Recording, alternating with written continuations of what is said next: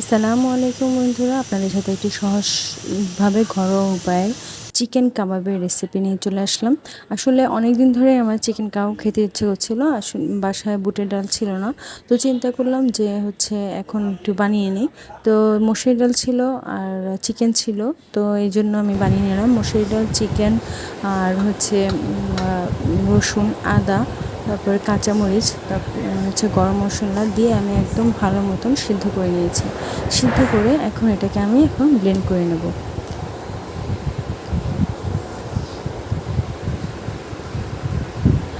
তো ব্লেন্ড করা হয়ে গিয়েছে। ব্লেন্ড করে দেন আমি আমার মনে হচ্ছিল একটু শক্ত রয়েছে, ভালো মতন ব্লেন্ড হচ্ছে না, এই জন্য আমি একটা ডিম দিয়ে দেবো। ডিমটা এমনিতেই আমাদের দিব, কিন্তু এখন এই পর্যায়ে আমি ডিমটা দিয়ে দিলাম। এটা পরেও দেওয়া যেত, বাট আমার মনে হচ্ছিলো এই পর্যায়ে দেওয়া উচিত, তাই আমি এই পর্যায়ে দিয়ে দিলাম। তো এরপরে আমার ব্লেন্ড করা কমপ্লিট হয়ে গিয়েছে। তো আমি একটু চিকেনটা যেন আস্তে আস্তে মুখে বাজে এরকমভাবে আমি ব্লেন্ড করে নিয়েছি। তো এখন আমি সবগুলো একটু ভালো করে বাটিতে ঢেলে আমি মিক্স করে নেব।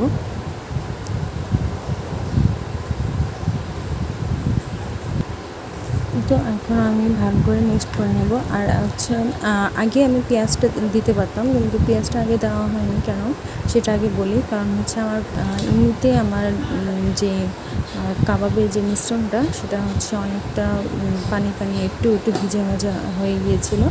এই জন্য আমি আর পেঁয়াজটা ব্লেন্ড করিনি, কারণ যদি পেঁয়াজটা ব্লেন্ড করতাম তাহলে আমার আর একটু পানি পানি হয়ে যেত, আর আমার কাছে ব্রেড ক্রাম্ব ছিল না, এই জন্য আমি আর পেঁয়াজটা আগে দিইনি।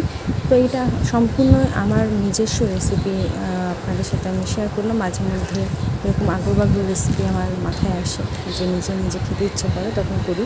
তো এই তো আমার মাখানো শেষ, এখন আমি চলে যাবো ফ্রাই করার জন্য। তো এটা চলে এসেছে, তেলও গরম হয়ে গেছে। এখন আমি আস্তে আস্তে করে সবগুলো কাবাব ভেজে নেব।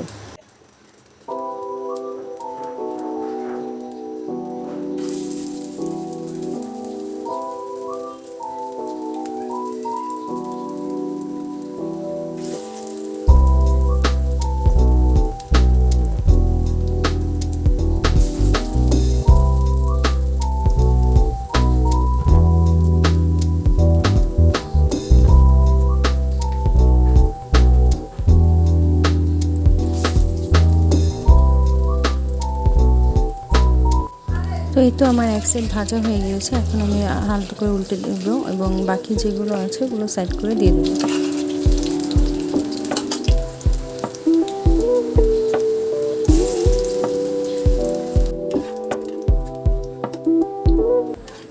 সরি, আদার্স কাজ করতে গিয়ে আমার এত সুন্দর শখের কাবাবটা পড়ে গেল। যাই হোক, এক সাইড পড়ে গেছে আর এক সাইড পড়ে নিই, একটু পোড়া পোড়া হলে ভালো কিছু হয় না।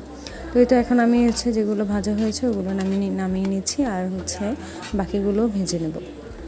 আর এর মধ্যে আমি আপনাদের, কারণ ভিডিও অনেক লেন্দি হয়ে যাবে, তো এর মধ্যে আমি আপনাদের একটা ভেঙে দেখাবো যে আমার কাবাবটা কেমন হয়েছে। আর আপনারাও এই কাবাবটা বাসায় একটু ট্রাই করে দেখতে পারেন, খারাপ লাগবে না, আমার কাছে তো খারাপ লাগেনি। এখন আপনাদের কাছে অবশ্যই আমাকে একটু ট্রাই করে জানাবেন আপনাদের কাছে কেমন লেগেছে, কারণ আমি অনেক শখ করে অনেক আনন্দ নিয়ে আপনাদের সাথে রেসিপিগুলো শেয়ার করি। যদি ভালো লাগে থাকে আপনাদের, অবশ্যই আমাকে জানাবেন, আমার খুবই ভালো লাগবে। তো আজকের মতন ভিডিওটি এ পর্যন্তই। আশা করছি ভিডিওটি অনেক ভালো লেগেছে। যদি ভালো লেগে থাকে অবশ্যই লাইক এবং শেয়ার করবেন।